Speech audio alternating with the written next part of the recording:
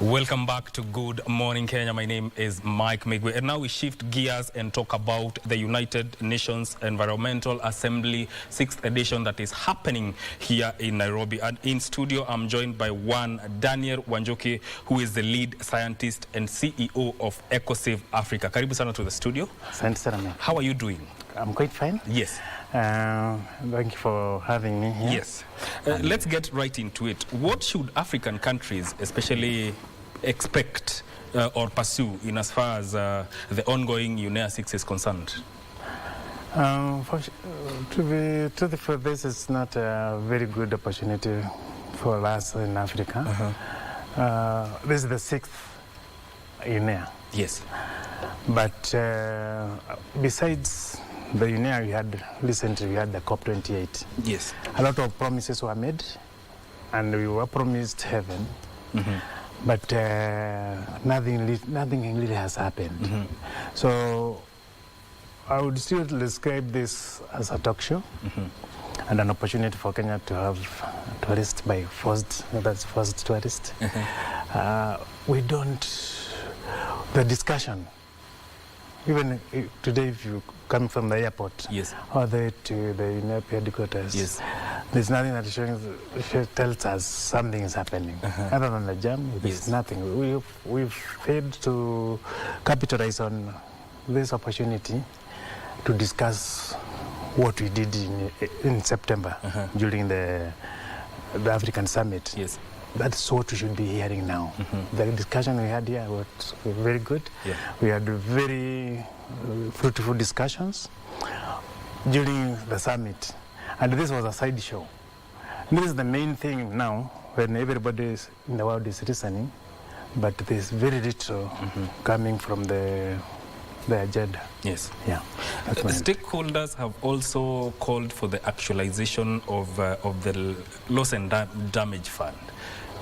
But from the way you have said, is there a commitment really?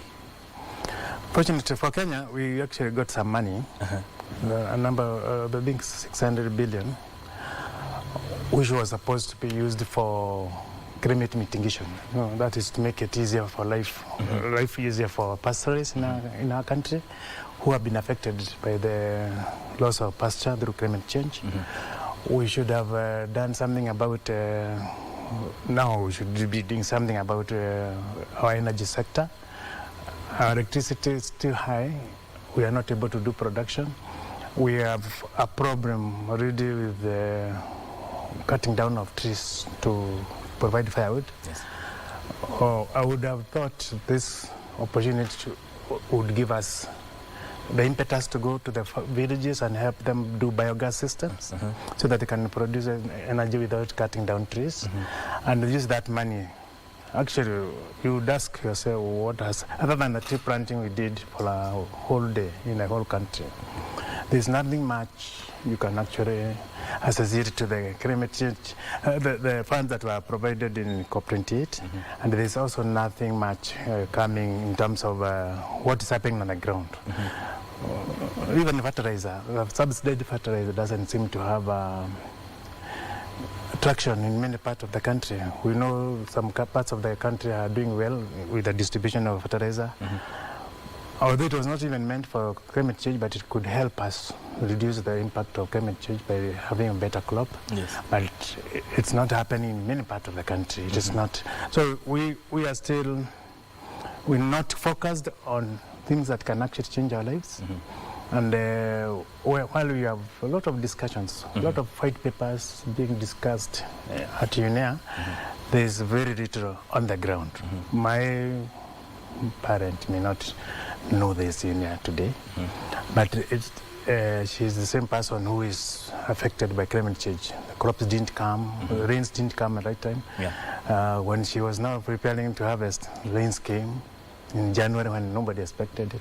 And nobody has explained to her. Not a single radio program has been factored to address that population of people who are not able to go attend UNEA at UNEP. We have, that discussion is not there. Yes. How a Maasai huntsman can improve his pasture land, harvest the green fodder now, and make it into silage so that he can let alone use it when the rains don't come. No discussion in that direction is happening. And that's why I'm saying UNIA may not have an impact on our personal lives. Okay. Yeah. So even when we still talk about the loss and damage fund, what other challenges are impeding its implementation within the legal, the framework of international climate negotiations? Really, when you look at the approach we give to the loss and damage fund is put the money in the account. We will decide what to do with it.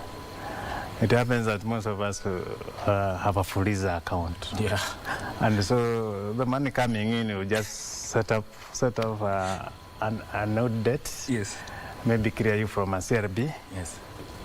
Listing, and then from there, life is going as usual. Yes. There was no focus on what markets, how as a person, a farmer can walk into a bank and say, in my farm, I have 300 trees, stands of tree. Can you come and confirm that is happening in my farm? Yes. Pay me 300 shillings per tree. Only. Yes. There is no such a discussion. So farmers will continue cutting down their trees because nobody is telling them that if you promote tree growing in your farm, you actually reduce climate change, and so you actually, and that's what that money was meant for. And the money for loss and damage is supposed to actually help us reduce the impact of climate change already happening to us, and also forestall the future climate change. Okay, the change in warming to below 1.5, as they say it. But ask Kenyans last week who experienced the heat wave, and they'll tell you it's even not 1.5, it's higher. So one of the things, or one of the contributors to climate change and global warming is methane gas emissions. Talk about what it is and how it contributes, the process, how it contributes to climate change. Yeah.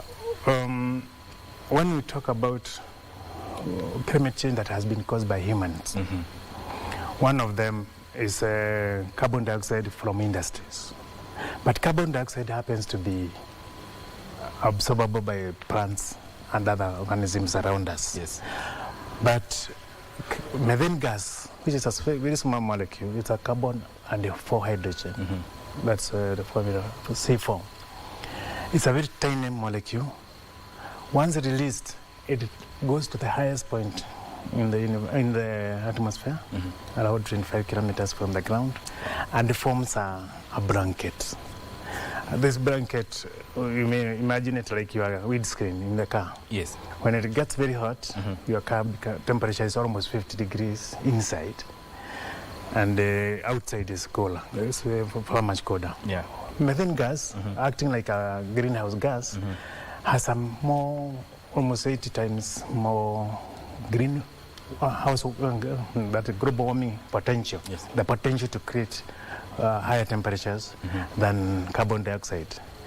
While we are actually talking about bringing electric cars to reduce the carbon dioxide, I would instead plant trees to absorb carbon dioxide. But methane gas, there's no animal or plant that absorbs it, so it should be a big concern. However, in their wisdom, the COP27 decided that they will reduce methane gas by 30% by year 2030. Yes. Up to now, science has not found a better solution to methane reduction other than a product actually I am as part of its development, which is a product called EcoTreat waste digester. When used in waste, it actually remodels the reaction such that there is no methane gas formed. And that's my contribution to the climate change discussion. However, there is very little absorption of that information by the scientific world, including UNEP here in Nairobi. This is it's not something that have been embraced as a solution. Fortunately, recently I went to India. I'd been invited for a scientific conference, a CEO's conference, and the discussion came about what I was the only person from Africa in that, being a CEO. When the discussion about methane gas came up, or how we could reduce it, there was nothing industries can do, farmers can do, other than reducing the number of animals they have. There's nothing pastoralists here in Africa can do other than reducing on their stocks. Until our solution comes in, where we are able to actually reduce methane gas production from the animal itself and from the waste generated the methane gas in the dump site, in the piggery, in the poultry farms. So we are contributing in a big way, but it's very difficult to bring this discussion into the union because it doesn't sound what people want. People want to hear about solar energy. Of course, we don't do solar ourselves. People want to hear electric cars, which is not what we are doing. People want to hear that we are going to change our food production systems to do artificial protein in the lab, which is not what Africans would embrace because they are farmers. We are farmers. We would rather grow the beef from our farm, from our setup in the farm, and take it to the market. But that's not a very popular discussion now. If you go to UNIA, you will find that there is that discussion of people changing to non-animal beef protein, and even the discussion of making protein from an artificial point of view, meat in the lab. So between animals and human beings, who are contributing more to methane gas emissions? About 12% of the methane produced in the world comes from the animals themselves. Okay. The beef, that is the cattle, buffalo, and all those animals that chew cud, they contribute about 12%. Their waste contribute almost 20%. The waste from animals. When not managed in a good way, methane gas released in the environment actually contributes further too. That is through the our waste management systems. Then we also have another contribution to methane gas, which has come from our industries. The way we run our industries, the way municipal wastewater is treated. Some rivers, I can tell you there are some rivers, not here in Kenya, that actually smell to the high heavens because they actually produce methane gas and other chemicals that are not very friendly to the environment. So you can imagine humans all over the world, not here in Kenya, contributing through their waste, almost 40% methane gas through their poor wastewater management systems. So how urgent are we supposed to address this problem of methane gas emissions? There are several ways we've been told. Okay, if you look at the agenda on UNEA, they have talked about climate change, biodiversity loss, and then there's pollution. The pollution part doesn't get the weight it deserves. I'm saying this because I'm 10 years, almost 14 years producing a product that solves a problem. I've been able to sell to about 17 countries, now going to about 18 countries in the world. But should have been an agenda between Kenya and the rest of the world of a solution they have. Being that UNEP is here in Kenya, it should be the pride of our president and the government to say that on issues that we have been facing about methane gas, whose target we have to reduce by that 2030 by this percentage, we already have a solution. So when you are going back to your country, take this solution as part of your Kenya's contribution. I'm telling you this because I'm hot in the heels of an international conference where I was able to discuss this, and many people would say, oh, we want that solution in our country. But the problem, Bwana Mike, is I cannot take it out of the country through the airport without a lot of government-to-government collaboration. Yes. So that's the limit. So why would not the government of Kenya, UNEP, and the whole assemblage of head of states not embrace a technology that has been recognized as workable, that does not disrupt our food production system, that we don't have to take away our beef or cattle rearing, and instead we work as a country, giving a solution that it's hard-hitting, because the moment you start using this product, you actually eliminate methane gas for the next 10 or 15 years. Yes. Probably, I'm just using 15 years because that's how long I've been this. But it works every time we try it. We've done it for river cleaning here in Nairobi. We've done it for wastewater management for estates in around Nairobi that don't have sewerage. We have done all those hotels in Mombasa along the coastline that used to discharge sewage at night. So this is the eco treat product. Eco treat with digester. It takes away the methane gas, it cleans your water, allows you to recycle it over and over, and takes away a lot of unnecessary works that are done around waste management. Things like blowing air into the system, which means that you are now reducing the amount of power you are using. You allow the water to be recovered, so you don't have to get fresh water for you to green the lawns in the hotels. Yes. And finally, the product itself actually eliminates the use of chemicals like naphthalene, which actually are climate change agents, like what we use in uranos called the urano balls. Yes. That gas that is released to the environment is actually very harmful to the environment as much as methane gas is. But when you use EcoTreat, you actually take away the need to use those chemicals. Yes. And so those are things that our government should actually be selling at the UNEA, and probably give the world the benefit of a technology that is locally grown. As we close this session, is the government giving science the right support in terms of finances and innovations or funding research in this area? When I try to go to look for funds on that scientific aspect, normally the government is looking for youth-led innovations. Yes.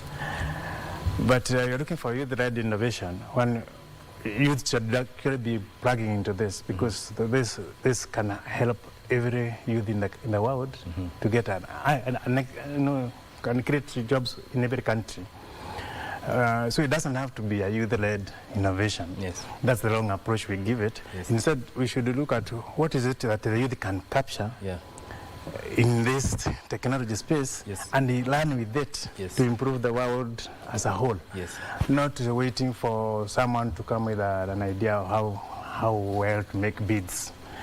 An innovation on bead making, disregarding that bead making may not be actually a job creating opportunity. Yes. But instead, if you help these youths use technology that's already developed, I have patents on this, but we need to give those patents to the youths to help them establish a better climate for all of us, better environmental management, less chemical usage. And it's not just about here in Kenya. I can tell you every household in the world would actually benefit. So for the country, that's bigger than the coffee industry, and it's bigger than the tea industry. So in terms of the revenue that would come.